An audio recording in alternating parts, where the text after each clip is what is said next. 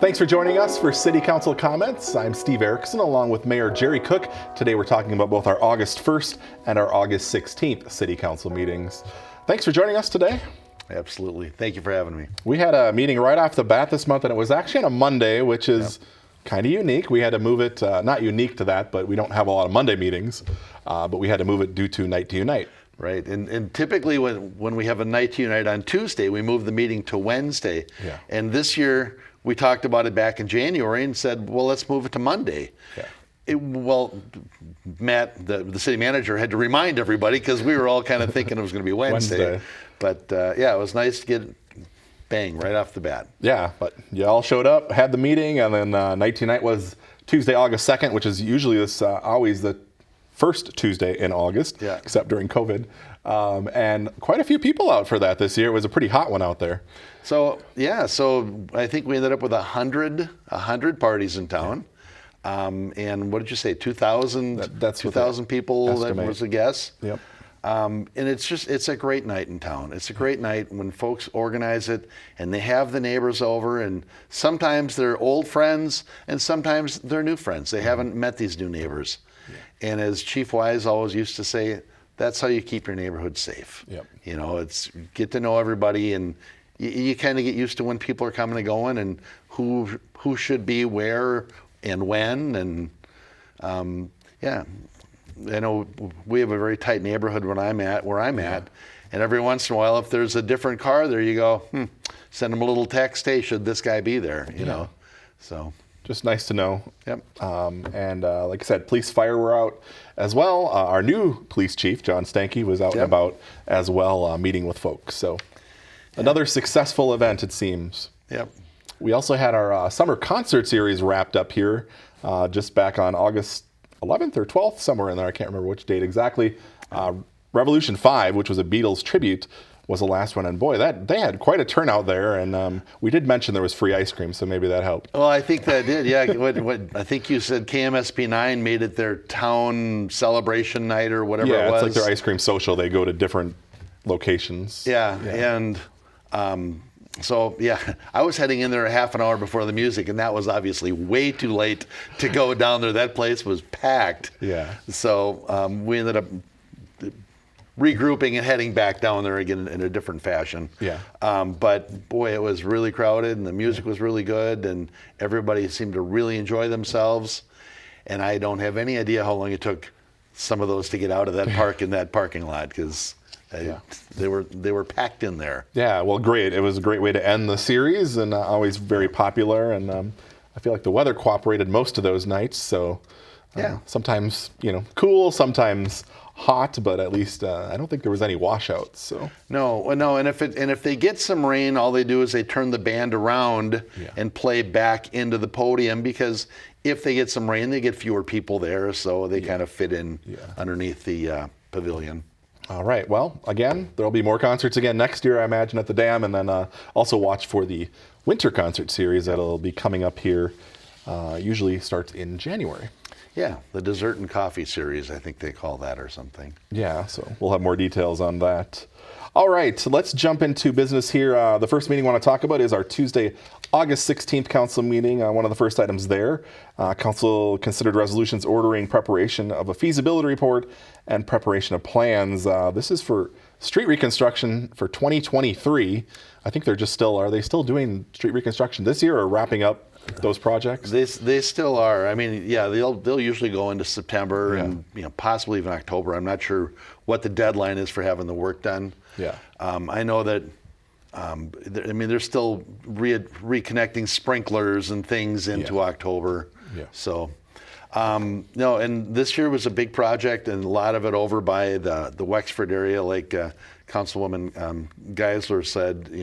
A lot of it's in her ward over there, so she's gotten the brunt of any complaints or concerns. Yeah. We had some confusion with mailboxes earlier in the year, and they've had some different times when the water went off and they didn't know it was going to come off, and so it's just been it's when they do your reconstruction, it's a big summer for you trying to keep track of things. Yeah, and I didn't realize, I drove by, was it 119th, but I saw like a bunch of mailboxes lined the road. I guess I'd never thought about that, but that's a common thing. They have to bring in temporary mailboxes for residents. Yeah, it's especially, and I think it's only when they're doing the curbs. Okay. Because they have to have that space for doing the work, and they never know where you're going to have access to things. Yeah. And they just put up all the temporary mailboxes, and Okay. yeah, hopefully you don't have to go more than a block to get your mail. Yeah, exactly. I'd never seen that, but like you said, maybe it's more limited to curbs, so it's not always when there's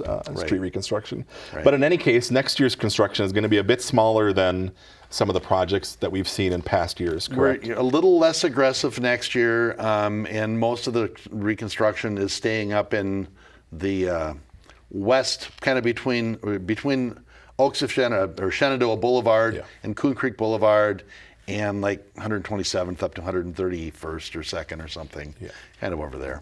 So Oaks of Shenandoah, about 4.5 miles of streets will be done. Folks will eventually will receive notices about assessment hearings. I feel like those usually take place in February or somewhere around there. But yeah, I almost think they happen earlier than that, because I know we start having open houses already in January. Yeah, so they'll be notified in any case if they're affected by any assessments for the project.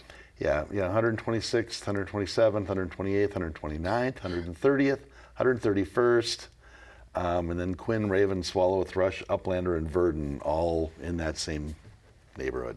All right, so we can't have a year without street reconstruction, right? Nope. But it will be a little less in 2023. Correct. All right, council considered a cooperative agreement for construction of a sanitary sewer rehabilitation. Yeah. This is a big pipe. Yeah, this is a big pipe. Yeah, this is working with the Met Council on, they want to reline their 48-inch sanitary sewer pipe. 48 inches of a lot. Sanitary sewer. Yeah. And what that does is that has all kinds of laterals that the city's 24-inch and 18-inch pipelines come into. So this creates an opportunity for us to get them to do video shots up our pipes. They're going to line some of them. And so basically we did a cooperating contract with them. I think it's going to cost us about $175,000. But it's going to refresh a lot of things. It's going to give us a lot of information. And it's going to be a big project. They're relining that 48-inch line. They have to put in temporary lines through Erlinson Park. There's going to be a lot of construction going on with this. And I think that the total pipe, and I highlighted it, was, let's see, there's 673 feet of bituminous pavement they're going to have to redo. 1,642 linear feet of existing 10-foot wide bituminous trail. I mean, it's a big project. Yeah. So is this similar to like the sanitary sewer lining they did in some of the older neighborhoods?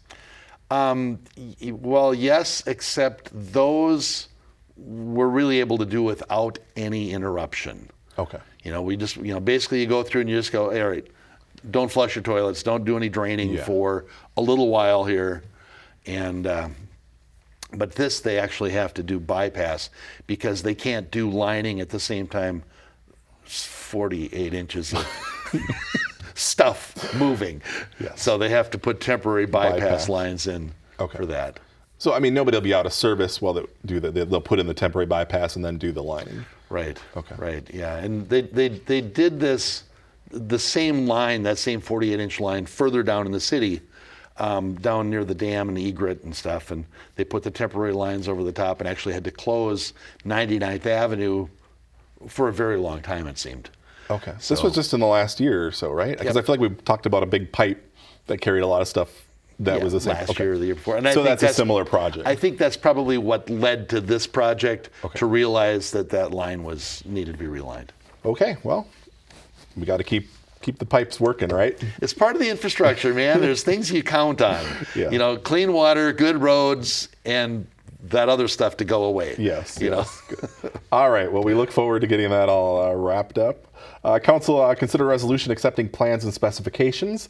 This is for an expansion at the recycling center. I feel like we've talked about this for a couple of years now. We got a grant to do this work actually back in 2020, and now we're kind of moving forward with at least another step in the process. Yeah, it's the speed of government. Yeah. So we've been trying to get this funding from the state for quite a while. They approved it, and then we kind of the scope of the project changed because we didn't get all of the money we wanted. But this is really going to make some nice changes over there. It's going to allow us to store some things for reuse. Reduce, reuse, recycle. Yep. So we're going to be able to do some storage for reusing. It's going to allow us to, if we do outdoor storage, some of the things are ruined, so this is going to allow covered storage for some of those things. Colleen Sinclair, who's been leading that for years, seemed very excited to finally getting the funding and moving forward with this. All right, and there's also some improvements to the roadway out there as well. Correct. Okay. Can't go into detail on that because I can't. Okay. There's some changes to the lanes and parking, I believe. Oh, that's what you mean. That's what I mean by that. Oh, sorry. Just the flow. Yeah. I thought, what are we, renewing asphalt? I don't remember that. No. Just the flow of things, and then, like you said, some storage areas to keep things dry, some of the materials that are collected dry. Because that's important. It sounds like they are able to maybe get money for some of this material, but if it gets wet, then they can't. So. Correct. Yeah, and it's and they're doing a separate building for the styrofoam now, kind of like they've got for the cardboard. And that's a big part of our recycling center. There's not very many places that will bale and recycle the styrofoam. Okay.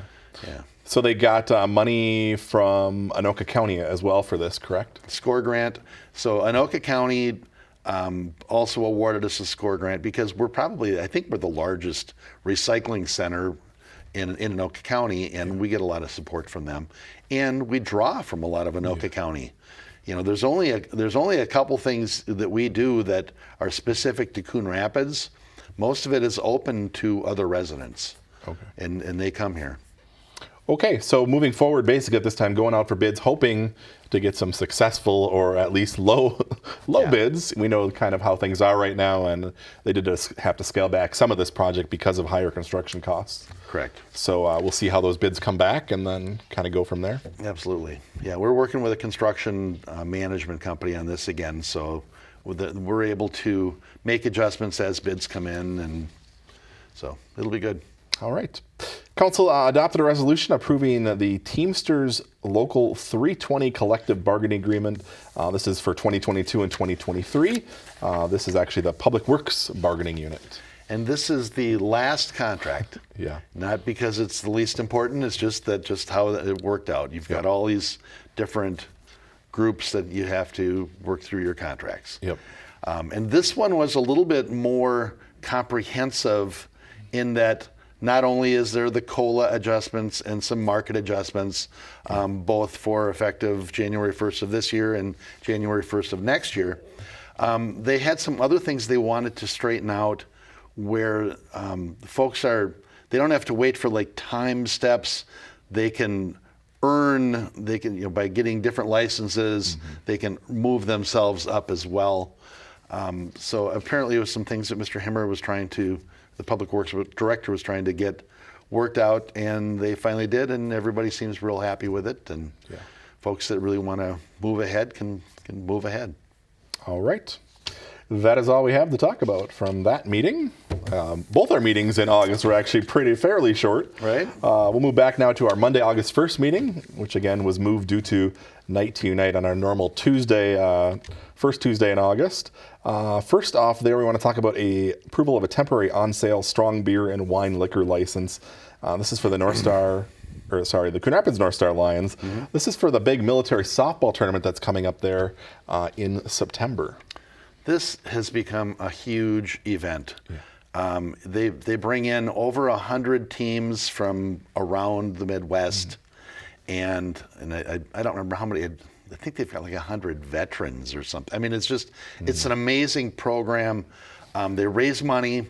They raise money for the vets, and the opening ceremony. If you go to their website, and I don't recall what it is, but if you know how you type into a search engine, military softball tournament at Sand Creek Park. it's going to bring it to you, or it's going to bring you the information.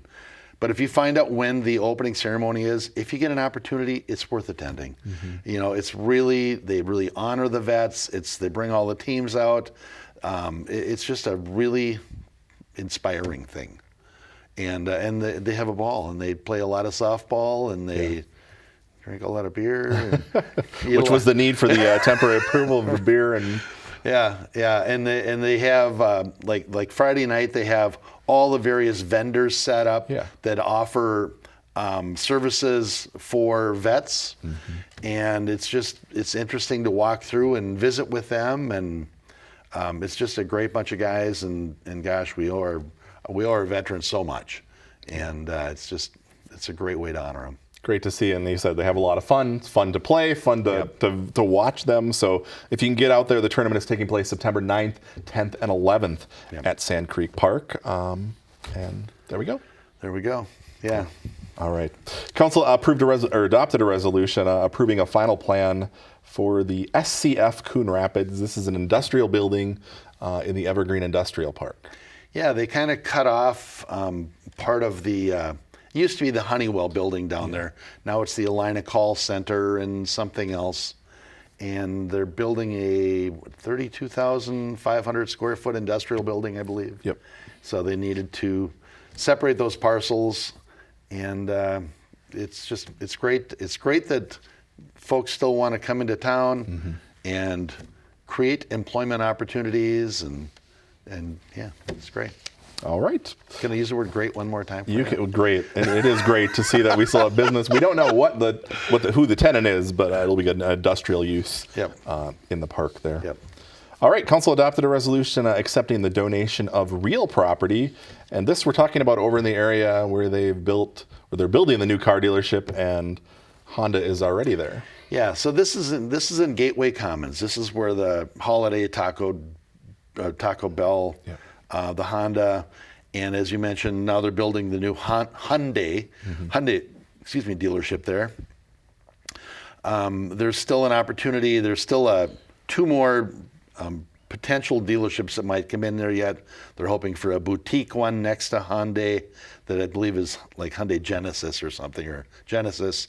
Yeah. And then I'm not sure what the last one will be. I mean, originally they were going to move their Nissan over, but everything keeps shuffling and changing, and I don't know what they're going to bring in now. At any rate, behind that, it was part of the original parcel. There's about 40 acres of mostly wetland there.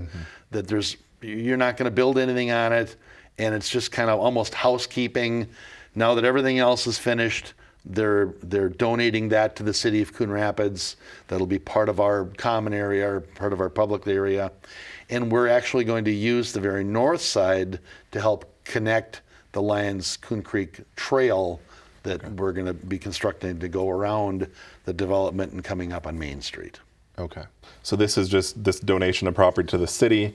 So basically at this point, there won't be anything further west along Gateway Drive, or will one of those dealerships might be a little to the west? Yeah. So it's nothing further than what's already platted. Okay. But there will be further west construction than what you're seeing there now, because I don't recall how that cul-de-sac that's at the end of that private street right now. Yeah. I'm pretty sure that's actually going to shorten up a little bit, because that last dealership's going to go at the end of the street. Okay. Yeah, but there will be no other new development beyond that, and so this land serves them no purpose at all. Yeah. So this is kind of just getting it off their books and transferring it to the city. All right.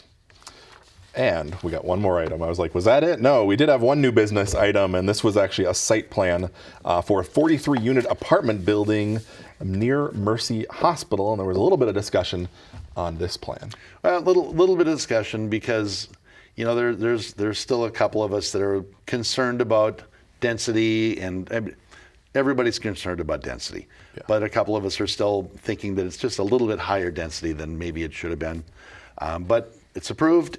The owners of this building are awesome tenants, or awesome property managers, awesome owners in town. They currently run Heritage Apartments, I believe it is, and they took over what used to be the Loftus Center, which was like the #1 site for police calls in town. And they have spent millions of dollars and turned it into one of our nicer apartment buildings now. So it almost, you feel like you kind of owe it to them. There's this one last parcel there of land right next to what was the Loftus. Now it's CR Flats. And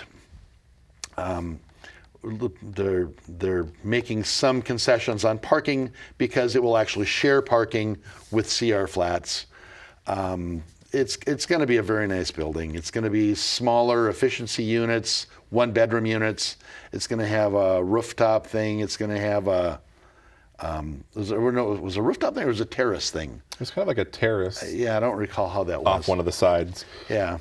But it's just, it's going to have underground parking. It's going to be very nice. And we're, like I say, the owners of this are awesome. They've just they've got a great track record in town.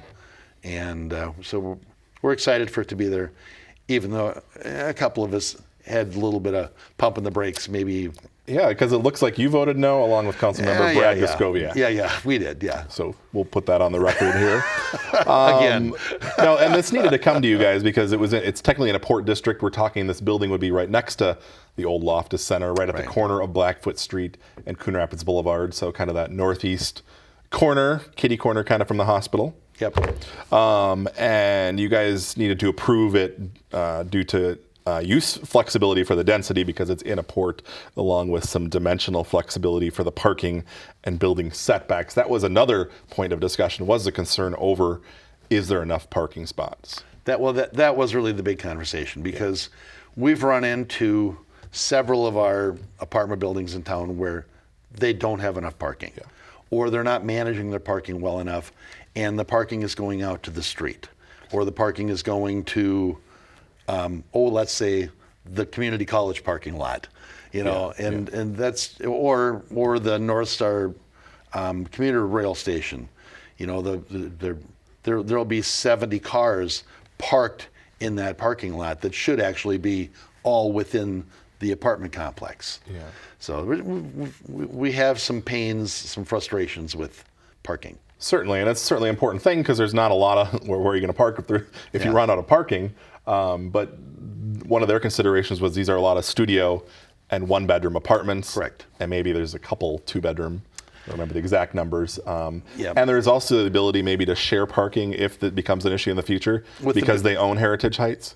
Well, or whatever. I think Heritage Heights really isn't as convenient, but CR Flats is right next door. Oh yeah. And they have extra parking there. Okay. And they've done their homework. They are very convinced that they have the parking they need, and they probably do. Yeah. It's just that we've been burned a couple times, and it's just a little concerning. All right. So that project will be moving forward after the approval of the site plan. Yes. All right, that is all we had on the council meeting. As we said, 2 pretty short agendas in the month of August. Not short on budget I was going to say council topics, though. The budget is currently being discussed, and you guys are actually meeting on that here coming up next week. Yep. Yeah, we're meeting on, I believe it's the 23rd, and there's a lot of pressure on the budget right now because, to be competitive, 80% is staff. Yeah. And all of the COLA and market adjustments and things we've had to do to stay competitive and to keep the great staff we've got, we've got pressures on the budget. And so we're going to be having to make some tough decisions next week. Yeah. I think the preliminary number he was giving us was 9.1. And I know a few of us are going to have struggles with that because that's just a lot. It is a lot. I just saw right before we started the show, St. Paul coming out with like 14% levy increase. Yeah, it's tough. And we're talking about the 2023 budget, obviously. Correct. Staff puts that together, has been working on it the past couple months, along with the department heads and the city manager. Yeah. They start laying it out in April. Yeah, and that's what's presented to you guys for this work session, correct? Correct. And then you guys kind of get your say in and kind of what you want to do moving forward here for the preliminary levy, which will be set in September. Right. Yeah. So it's a matter of Yeah, I mean, we're going to be looking at a lot of things. Are the capital expenditures that absolutely have to happen, or can they kick it out? Do we have any new hires that we're planning on that maybe right now is not the time? Yeah.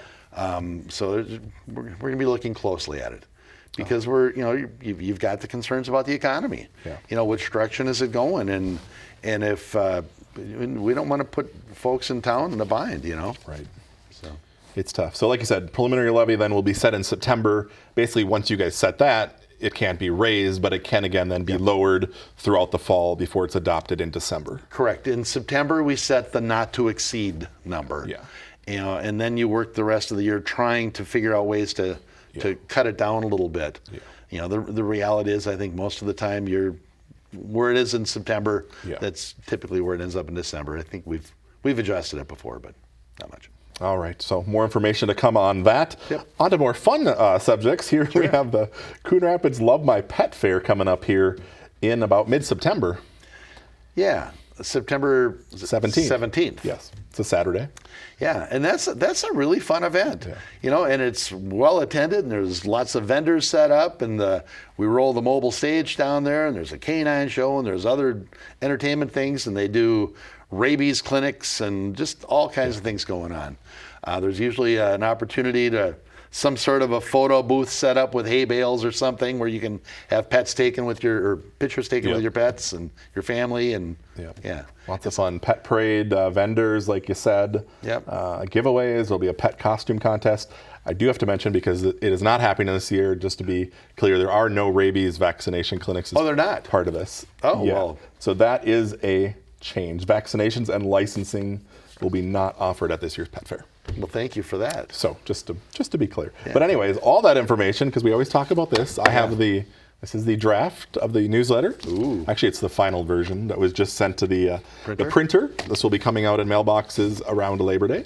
And there it is, top page, the pet fair. So you can learn more there. Again, that's on Saturday, September 17th. And also on the front page, there's a little story here on the proposed budget. So we'll be laying out a little more of the detail on that. So great thing to take a look at. So this will be in every mailbox in Coon Rapids in 2020, or I'm sorry, in September of 2023. 2023. Wow. There'll be another one. We'll have another one, exactly. So this will be in every mailbox in Coon Rapids after September 1st. And I just encourage everyone to get it and look through it. Don't just recycle it. Everything that's going on in town is in there. And you can just go through with your calendar, and you can do old school. If you still actually use the calendar. I use a calendar, but it's all on my or enter it into your phone. Exactly. That's all good. And it's got all the contacts. It's a valuable resource. All right, so check it out. Coming out here right around Labor Day. Can't believe we're already talking about Labor Day. The summer, that means summer's over. We'll be talking about snow plowing soon. That's what that means. Yeah. I do want to mention one more thing. I was really honored on Tuesday. I got to stop into the senior center. And the room is filled with bridge players. And I got to honor, with the mayor's proclamation, Harold Nelson, who's turning 100 years old this month. And it was just a marvelous story. I mean, he served in World War II, served in the European theater, and then was on a transport on his way to the Pacific Theater, and then Japan surrendered. So as we mentioned, they saw him coming, and they surrendered. But just an awesome guy, drives himself, still playing bridge, had to set down his cards to take the proclamation, and it was a very cool thing. Congratulations to him. Thank you for your service. And 100 years old. We're actually, we did a story on this, so look for that. Oh, you did? We covered it, so look for it on our YouTube channel, CTN. All right, awesome. All right, well, we are out of time. Thank you at home for watching, and we'll see you back here again after our next meetings in September.